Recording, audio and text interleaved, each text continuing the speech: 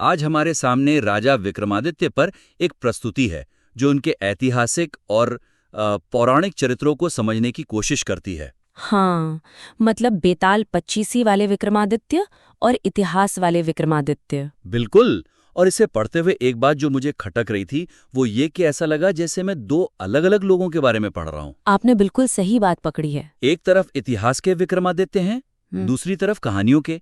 हम्म। दोनों के बीच कोई पुल महसूस ही नहीं हुआ। और देखिए, इस प्रस्तुति की सबसे बड़ी चुनौती यही है कि ये ऐतिहासिक विक्रमादित्य और पौराणिक विक्रमादित्य को दो अलग अलग किरदारों की तरह पेश करती है। हाँ, जैसे दोनों में कोई रिश्ता ही न हो। बिल्कुल। और यहीं पर कहानी कहने का एक बहुत बड़ा मौका हाथ से निकल जाता है। असल मजा तो ये दिखाने में है कि कैसे एक असली राजा जिसने सच में शकों को हराया था, वो धीरे धीरे लोगों की कल्पना में एक महानायक बन गया। सही बात है, क्योंकि बचपन में जब हम ये कहानियां सुनते थे तो कभी सोचा ही नहीं था कि ये राजा सच में भी हो सकते हैं। है ना? तो फिर लेखक को ये संतुलन बनाना कैसे चाहिए?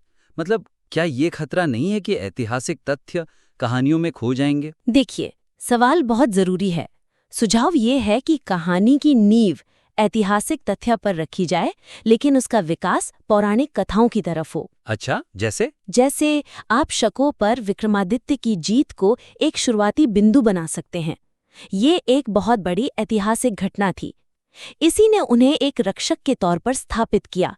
अब यहाँ से कहानी को आगे बढ़ाइए। ओके। दिखाइए कि कैसे इस एक जीत ने लोगों के मन में उनकी ऐसी छवि बनाई कि वो सिर्फ राजा नहीं रहे, बल्कि न्याय और बुद्धि के प्रतीक बन गए। मतलब उनकी सैन्य जीत सिर्फ जमीन पर नहीं हुई, बल्कि लोगों की कल्पना पर भी हुई। एकदम सही। आप दिखा सकते हैं कि सिंहासन बत्तीसी की कहानियां महज किस्से नहीं हैं। वो उस आदर्श राजा की छवि को दिखाती हैं जो लोगों ने विक्रमादित्य में देखना शुरू कर दिया था।